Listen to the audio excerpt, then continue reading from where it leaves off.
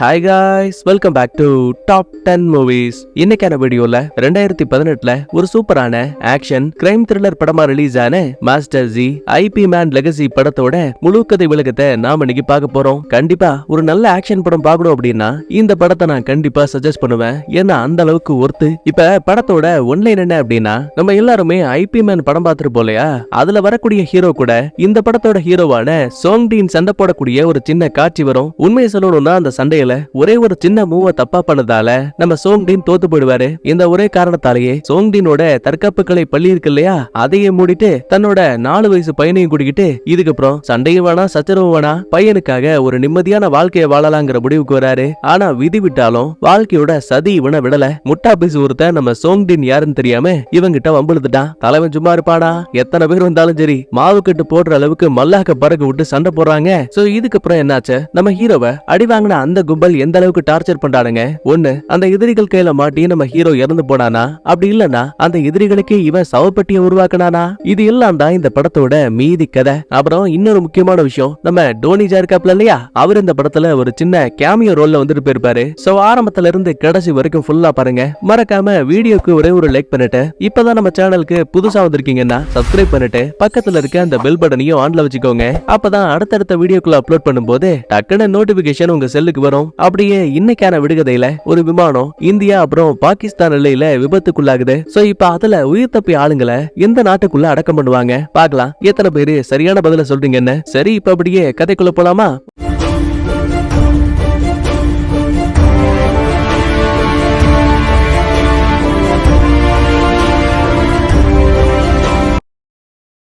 Opening சீன்லயே நம்ம ஹீரோவான சோங்டீனோட voice கேக்குத. நான் IP man கூட கடைசியா சண்டை போடுறதுல ஒரே ஒரு தவறான அசைவுல நான் தோத்து போயிட்டேன். என்னால இந்த அவமானத்தை ஏத்துக்கவே முடியல. சோ இதுக்கப்புறம் என்னோட தற்காப்புகளை எல்லாத்தையும் விட்டு தள்ளிட்டு என் பையனுக்காக மட்டுமே ஒரு அமைதியான வாழ்க்கைய வாழ போறேன். இவரு ஆசையா வச்சிருந்த குங்ஃபு பள்ளியை கூட மூடிட்டு யாருகிட்டையும் சொல்லாம மனுஷன் பாவம் தலைமுறை வைட்டாரு. இத சொல்லி முடிச்சிட்டு வாய்ஸும் கட் ஆகுது. அடுத்த சீன்ல நம்ம ஹீரோ ஒரு மாஸ்க மாட்டிக்கிட்டு ஒரு தாடிக்கார ஆளை பார்க்க வந்திருக்கான். நீங்க கேட்ட விலை மதிப்பான மோதிரம் அது இதானே, கடத்தல்காரங்க கிட்ட இருந்து நான் நல்லபடியா தூக்கிட்டு வந்துட்டேன். அட அட அட சோங்டீன், நீ நல்ல அருமையான வேலை பார்த்திருக்க. தோ நீ செஞ்ச வேலைக்கான பணம் இதுல இருக்கு. அப்புறம் இன்னொரு முக்கியமான விஷயம், நாளைக்கு நைட்டு மறுபடியும் ஒரு வேலை இருக்கு. அப்ப உடனே ஹீரோவும், மன்னிச்சிருங்க, நான் இனிமே இந்த மாதிரி தப்பான வேலைகளை பண்ண போறதில்ல. அட அவசரப்பட்டு வார்த்தையை விடாத, இந்த வேலையை நீ செஞ்சு முடிச்சா 1 மடங்கு இல்ல 2 மடங்கு உனக்கு பணம் கொடுக்குறேன். மன்னிச்சிருங்க, எனக்கு இதுல விருப்பம் இல்ல. சரிப்பா, 3 மடங்கு பணம் கொடுக்குறேன். நான் தான் சொல்றேன்ல, எனக்கு இதுல விருப்பம் இல்ல. நான் இங்க இருந்து கிளம்புறேன். இனிமே என்ன கான்டாக்ட் பண்ணாதீங்க. உடனே தாடிக்காரன் கடுப்பாயிட்டு, என்ன வந்த நீ பாட்டுக்கு பேசுனா போயிட்டே இருக்க, உன்னை அவ்வளவு சீக்கிரமெல்லாம் விட முடியாதுப்பா. என்கிட்ட இருக்க துப்பாக்கி கிட்ட இருந்து உன்னால தப்பிக்க முடியுமா?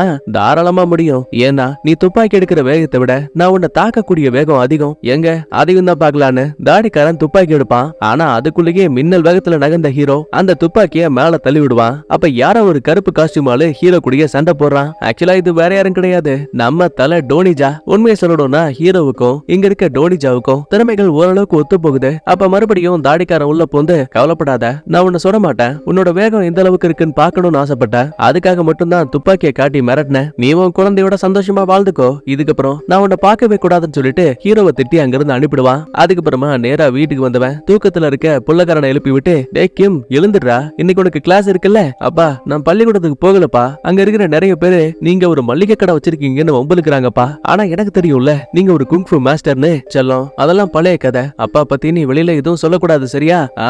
எனக்கும் தெரியும். சரி, எனக்கு சாப்பிட என்ன இருக்கு? வழக்கம் போலதான் சாப்பாடும் ரொட்டியும் இருக்கு. ஏப்பா என்னப்பா டெய்லியும் இதே கொடுக்குறீங்க, எனக்கு மாட்டுக்கறி சாப்பிடணும் போல இருக்கே. அவ்வளவுதானே, இன்னைக்குதான் உனக்கு பிறந்த நாள். அதனால நீ பள்ளிக்கூடத்தை விட்டு திரும்ப வரதுக்குள்ள பக்கத்துல இருக்க ஹோட்டல்ல உனக்காக டேபிள புக் பண்ணி வைக்கிறேன். நீயும் நானும் ஜம்முன்னு உனக்கு பிடிச்ச எல்லாத்தையும் சாப்பிடலாம். இதை கேட்டதுமே கிம்முக்குமே அளவு கடந்த சந்தோஷம். அதுக்கப்புறமா தன்னோட மளிகை கடையை திறந்து வச்சுட்டு ஒரு சில கடைகளுக்கு சாசெல்லாம் கொடுத்தாகணும். இப்ப அத ஒரு வண்டியில ஏத்திக்கிட்டு பையனையும் கூட்டிக்கிட்டு பக்கத்துல இருக்க பஸ் ஸ்டாப்ல டிராப் பண்ணிட்டான். அடுத்து இன்னொரு பக்கத்துல இந்த சட்டவிரோதமா சரக்கு போதை மருந்தெல்லாம் விற்பானுங்க இல்லையா, அந்த மாதிரி ஒரு இடத்தை காட்டுறாங்க.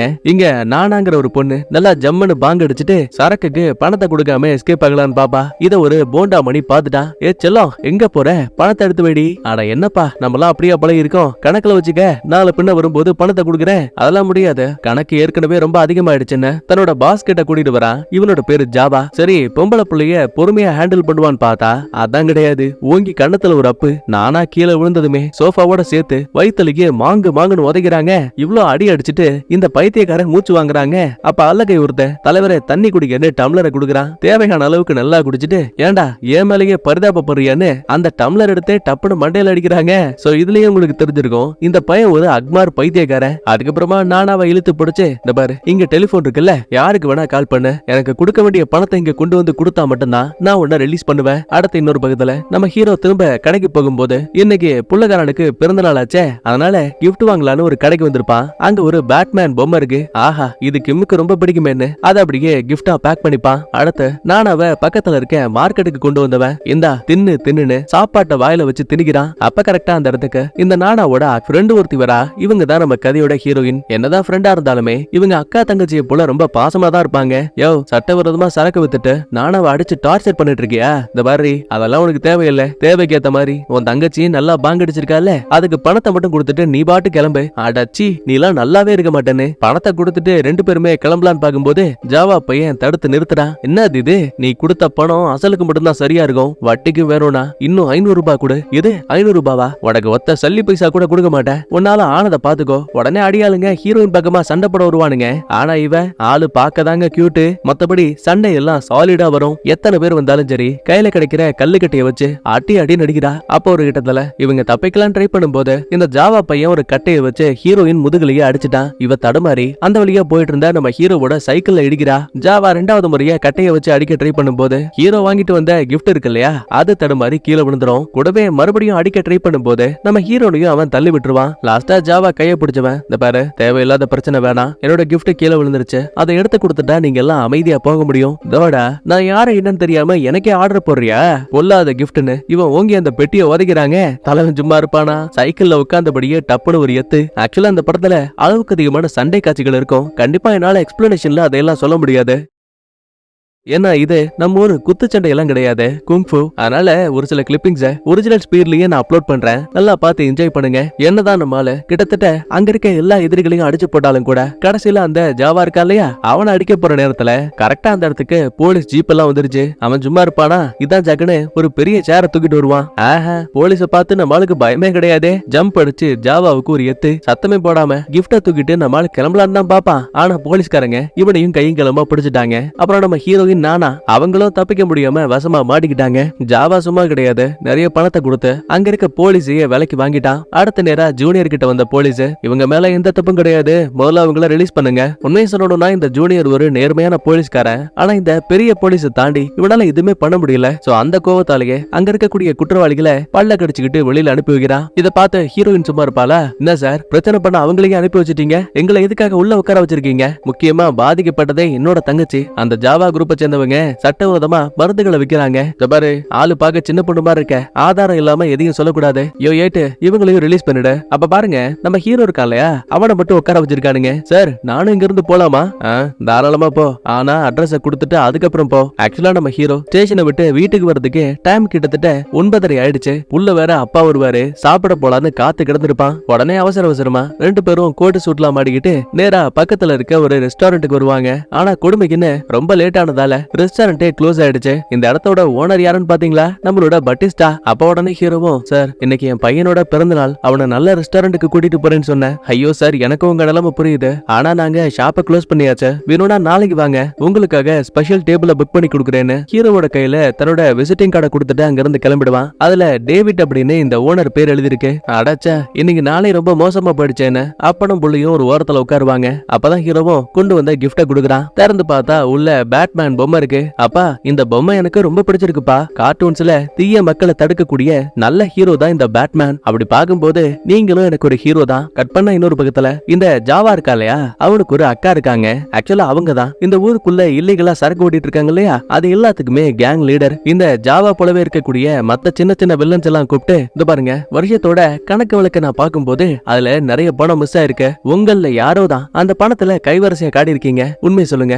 யார் அதை எடுத்தது? உடனே இந்த அக்காவோட அங்கிளும், என்னம்மா மோஜோ இதெல்லாம் ஒரு கேள்வியா? உன் அப்பா பதவியில இருந்த காலத்துல இருந்தே நான் அவருக்காக கழுத்து கையின்னு எக்கச்சக்கமான வெட்டுக்காயங்களை வாங்கியிருக்கேன். அப்பேற்பட்டனா இங்க வந்த லாபத்துல இருந்து கொஞ்சமா எடுத்து செலவு பண்ணா ஏதாவது தப்பாயிடுமா என்ன? கடுப்பான அக்கா கறி அந்த பயலோட தலையை பிடிச்சி டேபிள்லயே டம்முன்னு அடிக்கிறா. அங்கிளாவது மண்ணாங்கட்டியாவது, இந்த பாரு தொழில் வேற சொந்த பந்தம் வேற, டேய் இந்த ஆளை பிடிச்சி வெளியில போடுங்க. இனிமே இவன் நம்ம பிசினஸ்ல ஒரு ஆளே கிடையாது. அதுக்கப்புறமா மீட்டிங்ல இருக்க மத்தாளுங்க கிட்ட இவ்வளவு நாளா நம்ம சட்டவிரோதமா தப்பான வேலைகளை பார்த்துட்டு இருக்கோம் இல்லையா, அது எல்லாத்தையும் மாத்திக்கலாங்கிற முடிவுக்கு நான் வந்திருக்கேன். இன்னும் ஒரு சில மாதங்கள்ல போதைப் பொருளுக்கு பதிலா மார்க்கெட்ல இருக்க பார்ஸ போல நானும் ஒரு பெரிய பாரை உருவாக்க போறேன். நீங்களும் அதே மாதிரி ஒரு வேலையத்தான் பண்ணணும். உடனே குட்டி குஞ்சா ஒருத்தன் சும்மா இல்லாம, மோஜோ தலைவி என்ன பேசிட்டு இருக்கீங்க?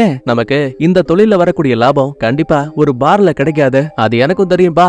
ஆனா நேர்மையான தொழில் பண்ணா நமக்கு எந்த பிரச்சனையும் வராது, எந்த போலீஸும் நம்மள கைது பண்ண மாட்டாங்க. அப்ப உடனே ஜாவா உள்ள போந்து, என்னால இதுக்கு ஒத்துக்க முடியாது, என்ன ஒருத்தன் அடிச்சிருக்கான், கண்டிப்பா அதுக்கு நான் பழி வாங்கி ஆகணும். முக்கியமா இந்த இல்லீகலா சரக்கு ஓட்டுற விஷயத்தையும் நான் நிறுத்த மாட்டேன். அக்கா உனக்கு வேணா எனக்கு வேணா, வேணும்னா ஓட்டிங் எடுங்க. யாருக்கு அதிக ஓட்டிங் வருதோ அவங்க தான் ஜெயிச்சதா அர்த்தம். ஆனா பாருங்க, இந்த அக்கா மேல குட்டி ரவுடிகளுக்கு பயம் அதிகம் போல, அதனாலேயே மொத்த பேரும் இவளுக்கு ஆதரவு கொடுக்குறானுங்க. பாவம் இத பார்த்து ஜாவாவோட மூஞ்சே சுருங்கி போயிடுச்சு. அடுத்து நம்ம ஹீரோவோட பையன் இருக்கா இல்லையா, அவன் ஒரு சில குட்டி பசங்க கிட்ட பேட்மேன் ஒரு சூப்பர் ஹீரோ அப்படி இப்படின்னு நிறைய கதைகளை சொல்லிட்டு இருப்பான். அப்ப அதே இடத்துக்கு ஒரு அகராதி பயபுள்ள வராங்க. ஏடா கிம், இந்த பேட்மேன்லாம் வெறும் கட்டு கதை, ஆனா என்னோட அப்பா உண்மையாவே ஒரு குங்ஃபு மாஸ்டர், அவரோட பேர்ல ஒரு பெரிய குங்ஃபு ஸ்கூலே இருக்கு. கடுப்பான கிம், டேய் உங்க அப்பா விட எங்க அப்பா எவ்வளவு பெரிய மாஸ்டர் தெரியுமா? பதிலுக்கு அகராதி பயபுள்ளைய பாருங்க. எதை உங்க அப்பா மாஸ்டரா? டேய் நீங்களே பாவம் மளிகை கடையை வச்சு ஓட்டிட்டு இருக்கீங்க, இதுல இவங்க அப்பா குங்ஃபு மாஸ்டராம்ல. டேய் எங்க அப்பா பத்தியே தப்பா பேசிட்டியான்னு கிம் சண்டைக்காக நேரா ஓடுவான். ஆனா பதிலுக்கு இந்த அகராதி பயபுள்ள ஓங்கி ஒரே குத்து, கிம்மோட கண்ணே சவந்து போச்சு. அதுக்கப்புறமா திரும்ப நேரா வீட்டுக்கு வரும்போது புள்ளகாரன் கண்ணு சவந்திருக்க விஷயத்த ஹீரோ ரொம்ப நல்லா கவனிக்கிறான். இருந்தாலும் அதை பத்தி ஒரு வார்த்தை கூட கேட்காம ஒழுங்கா சாப்பிடு, தூங்க டைம் ஆயிடுச்சுன்னு சொல்லுவாரு. அப்பா உனக்கு என் மேல பாசமே இல்லையா? கண்ணு சவந்திருக்கு பாத்தியா இல்லையா? பாத்தனே, இது என்ன முதல் முறையா? எந்த பள்ளிக்கூடத்துக்கு போனாலும் சரி என்ன பத்தி நீ ஏதாவது ஒண்ணு சொல்லிருப்ப, அது ஒரு பெரிய பஞ்சாயத்தா இருக்கும். அதனால உன் கண்ணை சவுக்க வச்சிருப்பானுங்க. ஓ அப்ப எல்லாம் தெரிஞ்சுதான் நீ அமைதியா இருக்கியா? எனக்கு இந்த மளிகை கடையெல்லாம் பிடிக்கலப்பா. பழைய மாதிரி நீ ஒரு பெரிய குங்ஃபு மாஸ்டர் ஆகணும். என்ன பொறுத்த வரைக்கும் நீதான்ப்பா ஹீரோ. ஏன்டா லூசு மாதிரி பேசிட்டு இருக்க? முதல்ல சாப்பிடு. எனக்கு சோறு வேணாம் ஒண்ணு வேணாம் நான் போறேன்னு சொல்லிட்டு அழுதுகிட்டே பையன் பெட்ரூம்க்கு ஓடுவான். ஆனா பாருங்க அதே வேகத்துல திரும்ப இந்த பைபிள்ல உள்ள வரான். அப்பா என்ன மன்னிச்சிருப்பா, ஒரு கோவத்துல பேசிட்டேன், எனக்கு பசிக்குது, நான் சாப்பிட்டதுக்கு அப்புறம் உன்கிட்ட கோச்சிக்கவா? சரி தின்னு தோலன்னு புள்ளைய சாப்பிட வச்சுட்டு அவன் கண்ணுல ஏற்பட்ட காயங்களுக்கு மருந்த போட்டு விடுறான். அடுத்து புள்ளைய நல்லா தூங்க வச்சுட்டு அங்கிருந்து கிளம்பலான்னு நினைக்கும் போது பெட்டு கடையில ஒரு சின்ன நோட் இருக்க விஷயத்த கவனிக்கிறான். திறந்து பார்த்தா நம்ம ஹீரோ இதுக்கு முன்னாடி ஒரு பெரிய குங்ஃபு மாஸ்டரா இருந்திருப்பா இல்லையா, அது சம்பந்தப்பட்ட நியூஸ் ஆர்டிகல்ஸும் பேட்மேன் உண்மையான ஹீரோ கிடையாது, எங்க அப்பா தான் உண்மையான ஹீரோங்கிற மாதிரி நம்ம புள்ளகாரன் எழுதி வச்சிருக்கான். அந்த ஒரு சில நொடிகள் நம்ம ஹீரோவோட கடந்த கால வாழ்க்கை இருக்கு இல்லையா, அது டப்புன்னு கண்ணு முன்னாடி வந்து போகுது. கொஞ்ச நேரத்துக்கு அப்புறமா அசந்து புள்ளகாரனும் ஹீரோவும் நல்லா தூங்கி போடுவாங்க. அப்ப பாருங்க அங்க இருக்க கண்ணாடி எல்லாம் உடைச்சுக்கிட்டு எவனோ ஒருத்த பெட்ரோல் குண்டுகளை வீட்டுக்குள்ள வீசுறாங்க. கொஞ்சம் கொஞ்சமா அந்த ஒட்டுமொத்த வீடும் தீப்பிடிக்க ஆரம்பிக்குது. சத்தம் கேட்டு கண்ணமுழிச்ச ஹீரோவும் பையனோட பெட்ல அந்த நெருப்பு படுறதுக்குள்ளேயே புள்ளைய எப்படியோ காப்பாத்தியாச்சு. முதல்ல ஒரு போர்வை எடுத்து தண்ணிக்குள்ள நினைச்சு தான் பையனுக்கு எதுவும் ஆகாத மாதிரி அவன் உடம்ப கவர் பண்ணிப்பான். சரி கடையோட கதவை திறந்து வெளியில போலான்னு பார்த்தா வெளிப்பக்கத்துல இருந்து எவனோ ஒருத்த சங்கிலியால கதவை லாக் பண்ணி வச்சிருக்கான். சுத்தி முத்தி பார்க்கும்போது அங்க ஒரு ஃப்ரீசர் பாக்ஸ் இருக்கு. வேணும்னே அதுக்குள்ள 2-3 சரக்கு பாட்டில உடைச்சு உள்ள பத்த வச்சதுமே கொண்டாந்து கதவுக்கு பக்கத்துல தள்ளிட்டாங்க. ஒரு கட்டத்துல அந்த ஃப்ரீசர் பாக்ஸே டம்முன்னு வெடிக்குது. இந்த பஞ்சாயத்துக்கு மத்தியில கிம் முதுகுல வேற ஒரு நெருப்பு கட்ட விழுந்துருச்சு. உயிருக்கு எந்த ஒரு ஆபத்தும் இல்லாம ஒரு சில காயங்களோட பையன் உயிர் பழைக்கிறான். இப்ப அந்த ஃப்ரீசர் பாக்ஸ் வேற வெடிச்சதால நம்ம ஆளுங்க தப்பிக்கிறதுக்கான பாதை கிடைச்சாச்சு. குடுகுடுன்னு வெளியில ஓடி வந்தா அங்க அந்த ஜாவாவும் அவனோட ஃப்ரெண்டுக்காரனும் நிக்கிறான். ஆக்சுவலா ஹீரோ இந்த ஜாவாவை மார்க்கெட்ல வச்சு அடிச்சிருப்பான் இல்லையா, அதுக்கு பழி வாங்குறதுக்காக தான் இந்த பயபுள்ள இவ்ளோ வேலையை பார்த்திருக்கான். 4 திசைகள்ல இருந்தும் பெட்ரோல் குண்ட ஹீரோ பக்கமா வீசுவானுங்க. தன்னால முடிஞ்ச வரைக்கும் நகர்ந்து நகர்ந்து தப்பிச்சவன் ஒரு கிட்டத்துல பாட்டில கைய வச்சு உடைச்சிட்டான். ஒரு பக்க கை வேற பயங்கரமா காயமாயிடுச்சு. கிம் வேற பேச்சு மூச்சு இல்லாம மயங்க ஆரம்பிக்கிறான். இந்த டைம்ல சண்டை போட்டா வேலைக்கு ஆகாதுன்னு புள்ளைய தூக்கிட்டு நம்மால அந்த இடத்த விட்டு வேகமா ஓட ஆரம்பிக்கிறான். ரவுடிகளும் விடாம கையில கத்தியோட துரத்தி வரானுங்க. அப்பதான் எதிர்ச்சியா அந்த வழியா போயிட்டு இருக்க நம்ம ஹீரோ பார்த்துட்டான். உடனே புள்ளைய கையில கொடுத்து தயவு செஞ்சு நீதான் என் பையனை காப்பாத்தணும், நான் உன்னை அப்புறமா சந்திக்கிறேன்னு சொல்லிட்டு அந்த இடத்த விட்டு மறுபடியும் ஓடி வந்தவன் ஒரு கிட்டத்துல தன்னை துரத்தி வந்த எதிரிகள் கூட சண்டை போட ஆரம்பிக்கிறான். அவன் குரங்க விட மோசமா அங்க இருக்க சாரத்துக்கு மேல ஏறிட்டு இருக்கானுங்க. ஆரம்பத்துல இந்த அடியாளுங்க ஹீரோவை துரத்தி வந்திருப்பானுங்க.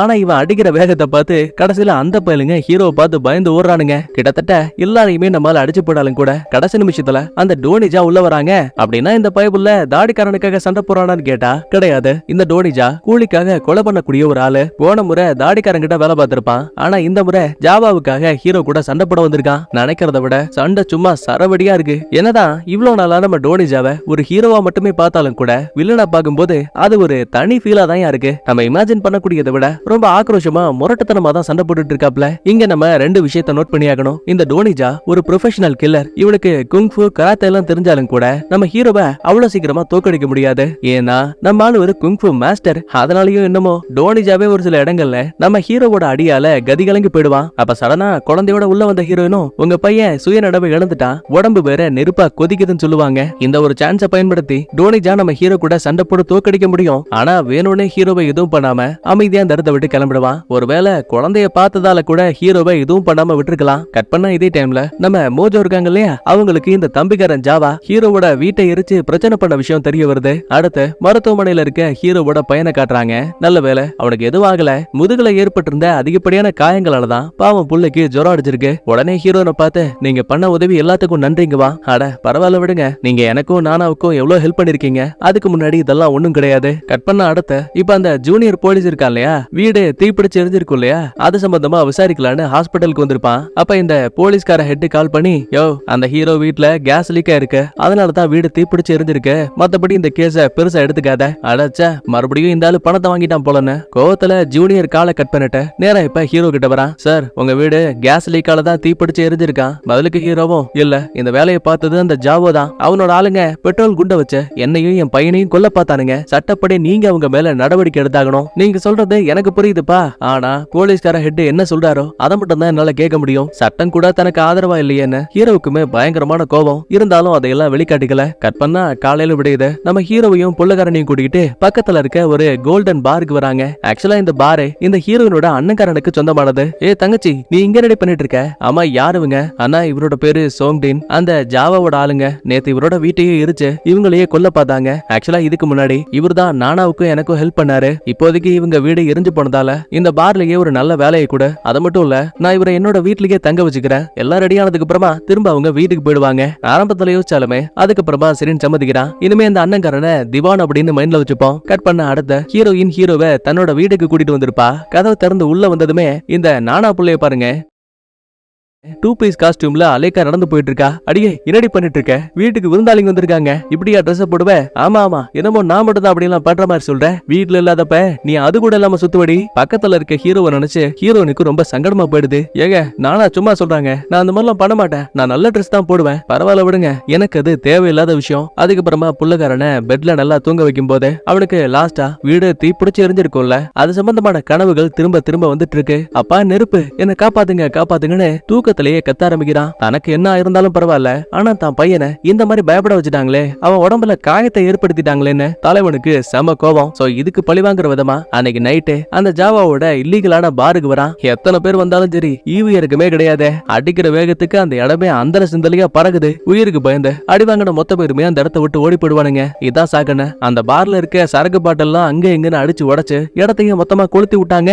இவ்வளவு பெரிய சம்பவத்தை பண்ணிட்டு ஒண்ணுமே தெரியாத மாதிரி மறுபடியும் திவானோட பாருக்கு ஒரு வெயிட்டர் மாதிரி வேலைக்கு வந்திருப்பான். அப்ப பாருங்க இந்த நானா இந்த பாருக்கு சரக்கடிக்க வருவாங்க இல்லையா, அவங்க கூட ஒண்ணா உட்காந்து அவங்களுக்கு தேவையான சரக்கை ஊத்தி கொடுத்துட்டு இருக்கா. இந்த விஷயத்த ஹீரோவும் ரொம்ப தெளிவா கவனிக்கிறான். அப்புறம் நம்ம ஹீரோயின் இருக்கா இல்லையா, அவளும் இந்த பார்ல தான் ஒரு பாட்டு பாடுற வேலையை பார்த்துட்டு இருக்கா. இவளோட இசையை பார்த்த நம்ம ஹீரோவே ஒரு நிமிஷம் மெய்மறந்து போயிடுவான். அப்ப ஒரு போதகை சும்மா இல்லாம டப்புன்னு நம்ம ஹீரோ மேல இடிக்கிறான். அவன் கையில வச்சிருந்த லைட்டர் கீழே விழுந்துருச்சு. இடிச்சது அவன். ஆனா ஹீரோவை பார்த்து ஏடா உனக்கு கண்ணு இல்ல, ஒழுங்கா பார்த்து போக மாட்டியா? ஏய் என்னடா முறைக்கிற, நான் பணம் கொடுக்குறேன், நீ எதுக்கு வேலை பாக்குற? இந்த பணம் முதல்ல அந்த லைட்டர் எடுத்த என் கையில கூட. ஒரு கோவத்திலேயே ஹீரோவும் லைட்டர் எடுத்த டப்புன்னு அங்க இருக்க டேபிளோட சேர்த்து ஒரு அடி அடிப்பாங்க. அப்புறம் என்ன சின்ன படமா அது நொறுங்கி போயிடுச்சு. போதகை இதை பார்த்து கடுப்பாயிட்டு ஹீரோவை அடிக்கலாமேன்னு கைய வாங்கும் போது நல்ல வேலையா அண்ணங்காரன் திவான் உள்ள வந்துட்டான். ஐயோ சார் பையன் வேலைக்கு புதுசு, தயவு செஞ்சு அவனை எதுவும் பண்ணிடாதீங்க, உங்களுக்கு என்ன சரக்கு தானே, வாங்க நான் உங்களுக்கு ஃப்ரீயாவே கொடுக்குறேன்னு பேசியவரை அங்க இருந்து அனுப்பி வச்சிருவான். அதுக்கப்புறமா ஹீரோவை தனியா கூப்பிட்டு இந்த பாரு நீங்க வந்திருக்கிறது வேலைக்காக, வரக்கூடிய எல்லா கஸ்டமர்ஸுமே ரொம்ப ரொம்ப பெரிய ஆளுங்க, அதனால பிரச்சனையை கொடுக்காம முடிஞ்ச வரைக்கும் எல்லாருக்கிட்டையும் சமாதானமா போக பாரு. பதிலே பேசாம நம்மளால அங்க இருந்து போயிடுவான். கட் பண்ணா காலையில விடுயுது. குட்டி பையனுக்கு ஏற்பட்ட காயங்களுக்கு திரும்ப மருந்து போட்டுட்டு ஹீரோ தன்னோட காயங்களுக்கு மருந்து போடலான்னு பாக்கும்போது ஒரு கைய வச்சுக்கிட்டு எங்க இருந்து கட்டு போறது. அதனால ஹீரோயின் உதவிக்காக வராங்க. என்ன சோங்டின், நீங்க முதல் நாள் பாருக்கு வேலைக்கு போனது கண்டிப்பா அது மோசமா தான் இருக்கும்ல. ஆனா ரொம்ப யோசிக்காதீங்க, போக போக இது எல்லாம் உங்களுக்கு பழகிடும். அப்பதான் சந்தேகத்துல, ஆமா நானா இதுக்காக அந்த பார்ல இருக்க ஆளுங்களுக்கு சரக்கு ஊத்தி கொடுத்துட்டு இருக்கா? அப்புறம் நீ கூட ஸ்டேஜ்ல பாட்டு பாடுற விஷயத்த பார்த்தா வேற என்ன பண்றது, வயிற்று பொழப்புக்காக ஒரு சில வேலைகளை பார்த்துதான் ஆகணும். ஆனா நீ நினைக்கிற மாதிரி நானா தப்பான பொண்ணெல்லாம் கிடையாது. என்னோட அண்ணன் திவான் இருக்கான்ல, அவனுக்கு நானும் அவ ரொம்ப பிடிக்கும். சொல்லப்போனா இன்னும் ஒரு சில மாதங்கள்ல அவங்க 2 பேரும் கல்யாணம் பண்ணிக்கிற மைண்ட்ல இருக்காங்க. என்ன இந்த நானாவுக்கு போதை கை பழக்கம் மட்டும் தான் கொஞ்சம் அதிகமா இருக்கு. பிரச்சனை இல்ல, போக போக எல்லாம் சரியா போயிடும். கட் பண்ணா இன்னொரு பக்கத்துல அந்த ஜாவா இருக்கான் இல்லையா, அவன் இப்ப எரிஞ்சு போயிருக்க தன்னோட பார பார்த்த எவன்டா அந்த வேலையை பார்த்தத தலைவர வேற யாரு, அந்த சோம்டின் தான். ஓ, அவ வீட்டையே எரிச்சும் கூட அவனுக்கு இந்த அளவுக்கு தைரியம் இருக்கா? இதுக்கு மேலேயும் அவனை விட்டு வைக்க கூடாது. வாங்கடா ஒட்டுமொத்தமா அவன் கதையை முடிச்சிடலாம். சடனா அப்ப அதே இடத்துக்கு இந்த அக்காக்காரியான மோஜோ வரா. ஏலே தம்பி, எங்க போற? ஏண்டா சட்டவிரோதமா நீ என்னதான் தப்புகளை பண்ணாலும் அது எதுவுமே எனக்கு தெரியாதுன்னு நினைக்கிறியா? நான் உங்ககிட்ட என்ன சொன்னேன்? இதுக்கப்புறம் எந்த பிரச்சனைக்குள்ளயும் போகாத, நாம பிசினஸ் லீகலா மாத்த போறோம்னு சொன்னா இல்லையா? அதையும் மீறி நீ அந்த ஹீரோவோட வீட்டை எரிச்சது பெரிய தப்பு. அக்கா, இது என்னோட கடைக்கா, எல்லாத்தையும் எரிச்சுட்டான். இப்ப என்ன பண்றது? எது உன்னோட கடையா? டேய், லீகலா இது எனக்கு சொந்தமானது. மறுபடியும் கடையை ரெடி பண்ணுமா? வேணுங்கிற பணத்தை கேட்டு வாங்கிக்கோ. அதை விட்டுட்ட இதுக்கப்புறம் சண்டை சச்சரவுன்னு எதுக்காவது போன என்னோட இன்னொரு முகத்தை நீ பாப்ப. இந்த மாதிரி பேசிட்டு அக்கா நேரா ஹீரோ வேலை பாக்குற அந்த பாருக்கு வந்திருக்காங்க. இவ யாரு என்னங்கிற விஷயம் ஹீரோவுக்கு தெரியாது இல்லையா, அதனால ஒரு கிளாஸ்ல சரக்கு ஊத்தி கொடுக்குறான். ஆனா அந்த அக்காவை பாருங்க, இது எனக்காக இல்ல உனக்காக, நீ முதல்ல குடின்னு தள்ளி விடுவா. பதிலுக்கு இவனும் தள்ளுவான். ஆக்சுவலா 2 பேருமே தன்னோட குங்ஃபு கலையின் மூலமா அந்த கிளாஸ அங்கிட்டு இங்கிட்டும் உருட்டி விளையாடிட்டு இருக்கிறானுங்க. கடைசியா இந்த அக்கா காரி ஹீரோவோட கையில ஒரு செக்க கொடுத்து, உன் வீடும் கடையும் எரிஞ்சு போச்சுங்கிற விஷயம் உனக்கு தெரியும், அதனால இந்த பணத்தை உன்னோட இழப்பீடா வச்சுக்கோ. இதுக்கப்புறம் என்னோட தம்பி உன்னோட பாதையில வரமாட்டான். ஓ, அதெல்லாம் ஓகே தான். ஆனா உங்க தம்பி பண்ணக்கூடிய தப்பான தொழில், அதை பத்தி உங்களுக்கு எந்த கவலையும் கிடையாதா? அதையும் நான் பாத்துக்கிறேன்னு சொல்லிட்டு அக்கா காரி அந்த இடத்த விட்டு கிளம்பிடுவா. ஆக்சுவலா இவங்க பேசின எல்லாத்தையுமே இந்த திவான் இருக்கான் இல்லையா, இவனும் பாத்துட்டான். கட் பண்ண அடுத்த இப்ப அந்த ஜாவா இருக்கான் இல்லையா, அவனும் அந்த ஃப்ரெண்டுக்கார பையில ஒன்னா சேர்ந்து துப்பாக்கி வச்சு ஒரு சில பாட்டில்ஸ குறிப்பாத்து சுட்டு விளையாடிட்டு இருப்பானுங்க. உடனே ஃப்ரெண்டு, டேய் எதுக்குடா இவ்வளவு கோவப்படுற? என் அக்கா பண்ற விஷயங்கள் எதுவுமே எனக்கு பிடிக்கல. அவ இப்ப பாரு என்ன கண்ட்ரோல் பண்ணிட்டே இருக்கா. நான் அவளோட கூட பிறந்த தம்பி. சொல்லப்போனா அவதான் எனக்காக அந்த ஹீரோவை கொல்ல துடியா துடிக்கணும். ஆனா பாரு இங்க அப்படியே ஆப்போசிட்டா இருக்கு. அவ என்ன அமைதிப்படுத்திட்டு இருக்கா. ஒருவேளை நீ மூத்தவனா இருந்திருந்தா உங்க அக்கா நீ சொல்ற விஷயங்கள் எல்லாத்தையும் கேட்டிருப்பால. வேணும்னா எப்படி பண்ணலாமா? உங்க அக்கா மாதிரியே இந்த ஊருக்குள்ள இல்லீகலா சரக்கு ஓட்டக்கூடிய இன்னொரு பெரிய ஆளு எனக்கு தெரியும். நான் வேணா அவர்கிட்ட உன்னை இன்ட்ரோ கொடுக்குறேன்ப்பா. அதுக்கப்புறம் நீ டைரக்டா சரக்கு வாங்கி ஓட்டி இந்த ஹாங்காங்லயே ஒரு பெரிய கேங்ஸ்டரா உருவாக முடியும். அதுக்கப்புறம் அக்காவும் கிடையாது சுக்காவும் கிடையாது. நீ ராஜானா, நான் மந்திரியா இருப்பேன். துளி கூட யோசிக்காம இந்த பைத்தியக்கார ஜாவாவும் இந்த டீலுக்கு சரின்னு சம்மதிக்கிறான்.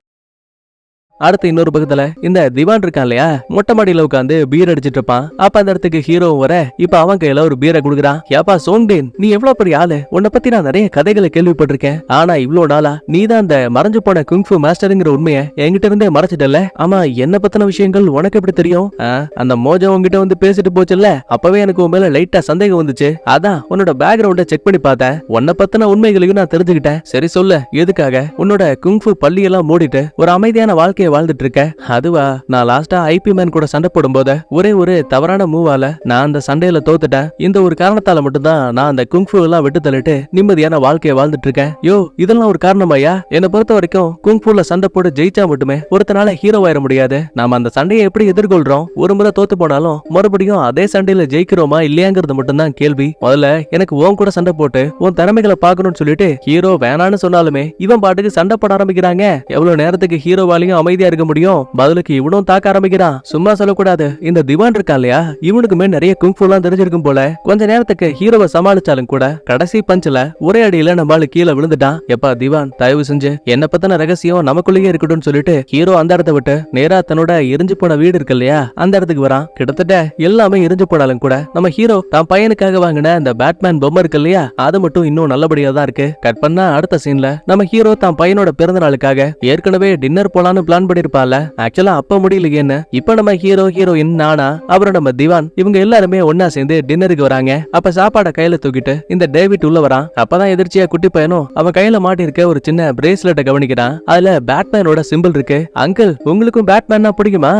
பிடிக்குமே, அவர் தான் ஒரு பெரிய ஹீரோவாச்சே. அப்பதான் ஹீரோவும் சார் எங்களுக்காக எல்லாத்தையும் ரெடி பண்ணி கொடுத்ததுக்கு ரொம்ப ரொம்ப நன்றி. அட பரவாயில்ல விடுங்க, நீங்க சாப்பாடை என்ஜாய் பண்ணுங்கன்னு சொல்லிட்டு டேவிட் வெளியில வந்ததுமே அந்த ரெஸ்டாரண்ட்டுக்கு வந்திருக்க மிகப்பெரிய பணக்காரங்களை பார்த்த ஒவ்வொரு மாசமும் நாம ஆர்ஃபனேஜுக்காக நிறைய பணத்தை கலெக்ட் பண்ணுவோம் இல்லையா, அதே மாதிரியே இன்னைக்கும் நான் நிறைய பணத்தை கலெக்ட் பண்ண ஆசைப்படுறேன். நீங்க இந்த பணத்தை சும்மா கூட கொடுக்க வேணாம், நான் ஏலத்துல கொடுக்கக்கூடிய பொருளை வாங்கினா மட்டுமே போதும். இப்படி சொல்லிட்டு ஒரு பெரிய பழமையான ஜாடிய முன்னாடி கொண்டு வராங்க. 10,000 20,000 ஒவ்வொருத்தனும் விலைகளை கேட்கும் போது சடனா 1,00,000 ரூபாய்க்கு நான் இதை வாங்கிக்கிறேன்னு இன்னொரு குரல் கேக்குது. யாரான்னு பார்த்தா அது இந்த அக்காகாரியான மோஜோ. உடனே மைக்க கையில எடுத்தவ, நான் ஜாவா வம்சாவளியை சேர்ந்தவ, இந்த இடத்துல வணிக சங்கங்களை சேர்ந்த எல்லாருமே இருக்கீங்க, அதனாலதான் ஒரு விஷயத்த தெளிவா சொல்லிடுறேன். இதுக்கப்புறம் நாங்க பண்ண தப்பான பிசினஸ் எல்லாத்தையுமே அதை நல்லபடியா மாத்திட்டு ஒரு அமைதியான வாழ்க்கையை வாழ போறோம். அதுக்கு எங்களுக்கு உங்களோட உதவி தேவைன்னு சொல்லுவா. இதை கேட்டதுமே மத்த பணக்காரங்களை பாருங்களேன், ஓ புரிஞ்சு போச்சு, நீ இந்த ஜாவா குடும்பத்துல போதை பொருளை வித்து பணம் சம்பாரிச்ச ஆளுங்க தானே. அடச்சா, இப்ப ஏற்பட்ட தப்பான பணத்தின் மூலமா தான் நீ இந்த அனாதை குழந்தைகளுக்கு ஹெல்ப் பண்ண போறியா?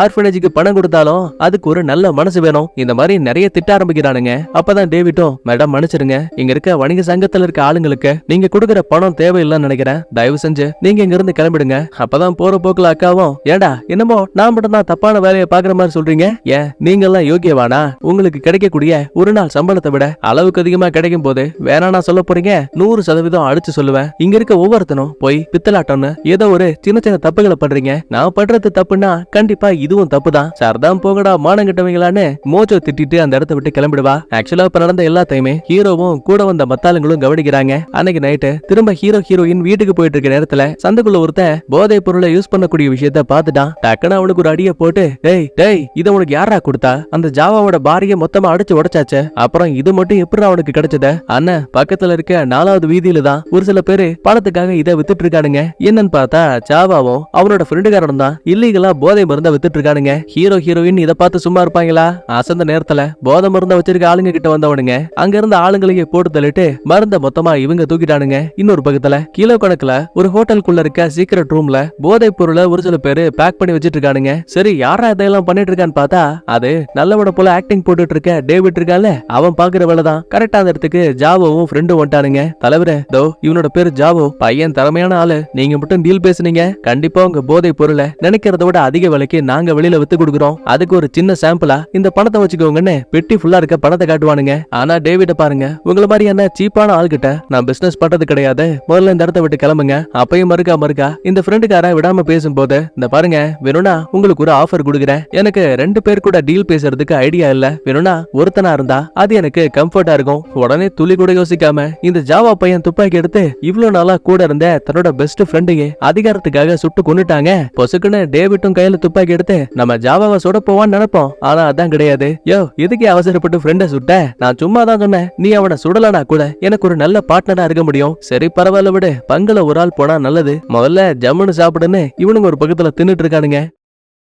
இது கடையில ஹீரோ இந்த அக்காக்காரியான மோஜோவை பார்த்து தான் கொண்டு வந்த போதை பொருளை டேபிள்ல கொட்டுறான். என்னன்னு தெரியுதா? நீங்க உன் தம்பிய கட்டுப்பாடுக்குள்ள வைக்கிறேன்னு சொன்னீங்களே, அந்த தம்பி பண்ண வேலை மறுபடியும் சட்டவிரோதமா வீதிகள்ல போதை மருந்து வித்துருக்கான். இந்த பாரு, என் தம்பி பண்ண தப்புக்கு நான் மன்னிப்பு கேட்கிறேன், எனக்கு கொஞ்சம் டைம் கூட, கண்டிப்பா நான் அவனை சரி பண்ணிடுவேன். வேலைக்கு ஹீரோவும் சரின்னு சொல்லிட்டு அந்த இடத்த விட்டு கிளம்பிடுவான். இன்னொரு பக்கத்துல நம்ம நானா வழக்கம் போல வேலைக்கு வந்திருப்பா. அப்ப சரக்கடிக்க வந்த பணக்காரங்கள ஒருத்த இவ அதை குடிக்காம நானாவுக்கு 1 by 1 ஊத்தி கொடுக்குறாங்க.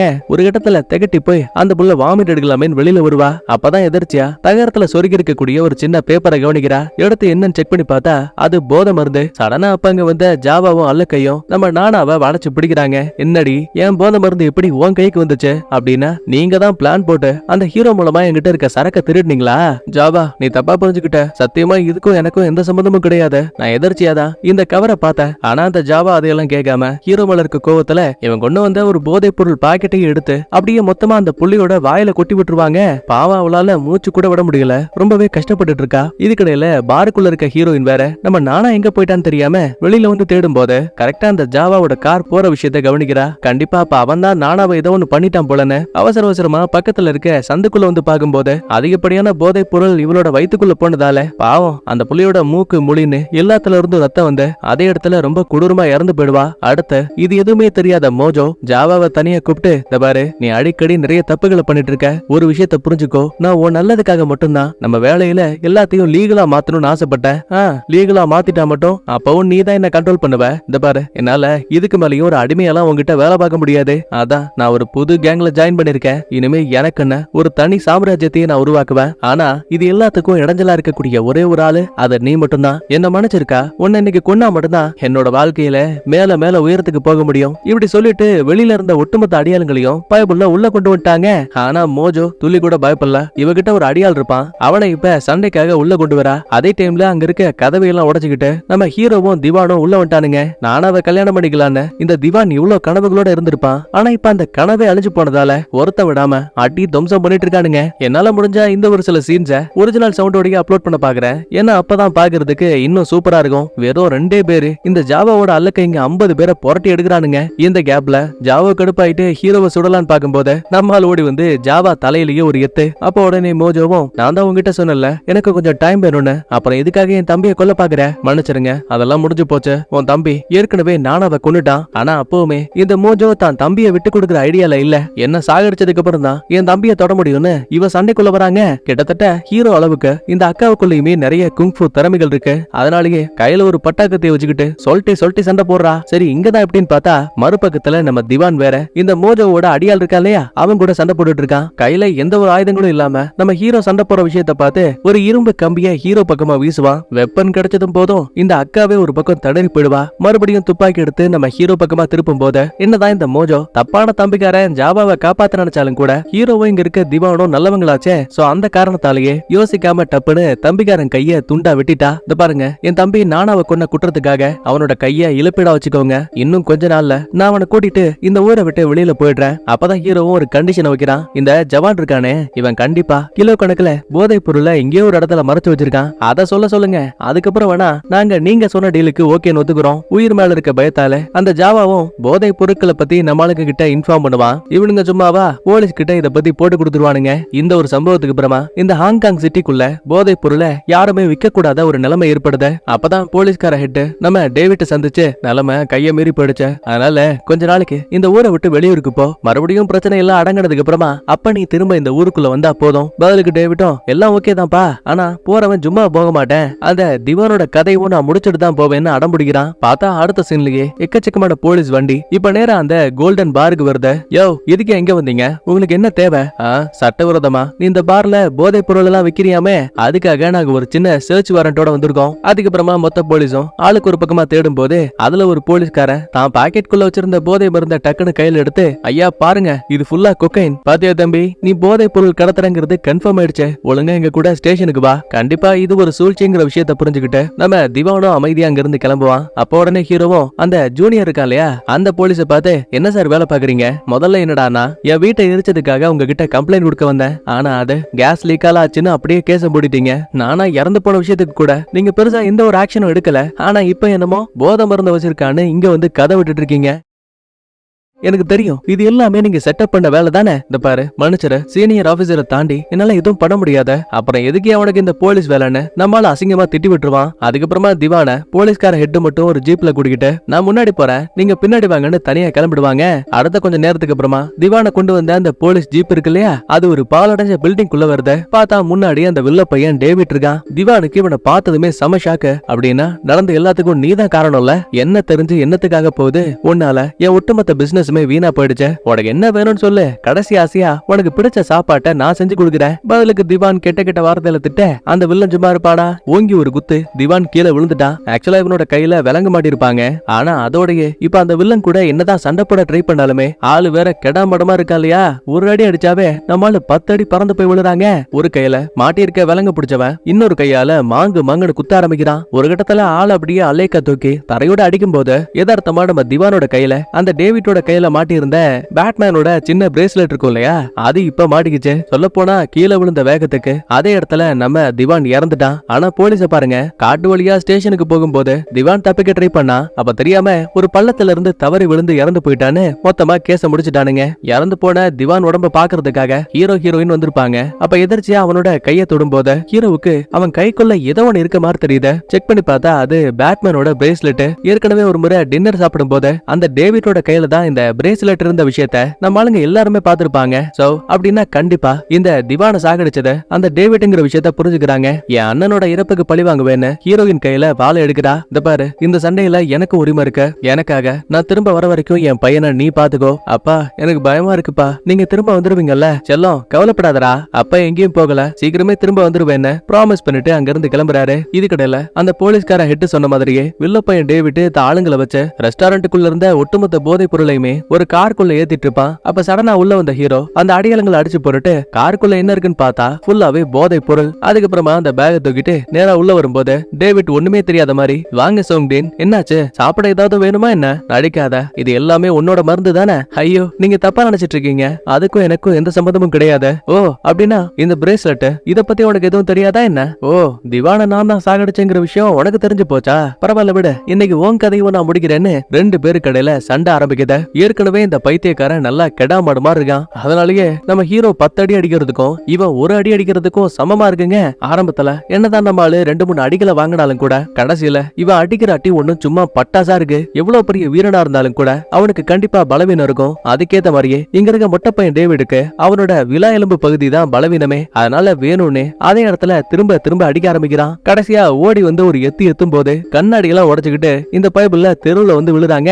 அதே டைம்ல நேரத்துக்கு அந்த இடத்துக்கு போலீஸ் வேற வந்துட்டாங்க. வழக்கம் போல போலீஸ்கார ஹெட் நம்ம ஹீரோவை கைது பண்ணலாம் தான் நினைப்பான். ஆனா இந்த முறை ஊர் மக்கள் அந்த இடத்தை சுத்தி இருக்காங்க. ஒரு கோவத்துல ஹீரோவும், இந்த பாருங்க என் மேல எந்த தப்பும் கிடையாது, தோ அந்த டேவிட் இருக்கானே கார் ஃபுல்லா போதை மருந்து கடத்திட்டு இருக்கான், முதல்ல அவனை கைது பண்ணுங்கன்னு சொல்லுவான். எப்பவுமே நம்ம ஜூனியர் அந்த ஹெட்டோட பேச்சை கேட்டு மட்டும் தான் நடப்பான்ல. ஆனா இந்த முறை ஹீரோவுக்கு ஆதரவா இருக்கணும்னு நேர்மையான முறையில அந்த போலீஸ்கார ஹெட்டையே கைது பண்ணிட்டு டேவிட்டையும் பிடிக்கலான்னு பார்க்கும்போது அந்த முட்டா பீஸ் அந்த இடத்தை விட்டு ஓட ஆரம்பிக்கிறான். அப்ப எங்க இருந்தோ பறந்து வந்த ஒரு கூர்மையான அம்பு டப்புன்னு அந்த பயலோட மண்டையிலேயே குத்தி அதே இடத்துல அந்த டேவிட்டும் இறந்து போறான். சரி யாரு பார்த்த வேலையா இருக்கும்னு அண்ணாந்து பார்த்தா அங்க நம்ம டோனிஜா நிக்கிறான். இவன் தான் கூலிக்காக கொலை பண்றவனாச்சே, அக்கா கரியான மோஜோ இருக்கா இல்லையா, அவதான் பணத்தை கொடுத்த இந்த போதை மருந்து பிரச்சனைக்கெல்லாம் காரணமா இருந்த இந்த வில்லன் கதையை முடிக்க சொல்லிருப்பா. ஒரு வழியா எல்லா பிரச்சனைகளும் முடிஞ்சதுக்கு அப்புறமா திரும்ப நம்ம ஹீரோ வீட்டுக்கு வரான். புள்ளக்காரனை கட்டி பிடிச்சு பாச மலையை பொழிறான். அது மட்டும் இல்ல, யாருமே இல்லாம தனிமரமா இருக்கக்கூடிய ஹீரோனை கல்யாணம் பண்ணிக்கிட்டு தன்னோட மனைவியா கிட்ட இவங்க ஒரு நிம்மதியான குடும்பமா வாழ போற மாதிரி காட்டி அப்படியே இந்த இடத்துல சூப்பரா படத்தையும் முடிக்கிறாங்க. நான் சொன்ன கதை பிடிச்சிருந்தா லைக் பண்ணுங்க, உங்க ஃப்ரெண்ட்ஸ் அண்ட் ஃபேமிலிக்கு ஷேர் பண்ணுங்க. நான் உங்களை அடுத்த வீடியோல பாக்குறேன். பாய், தேங்க்யூ, லவ் யூ ஆல்.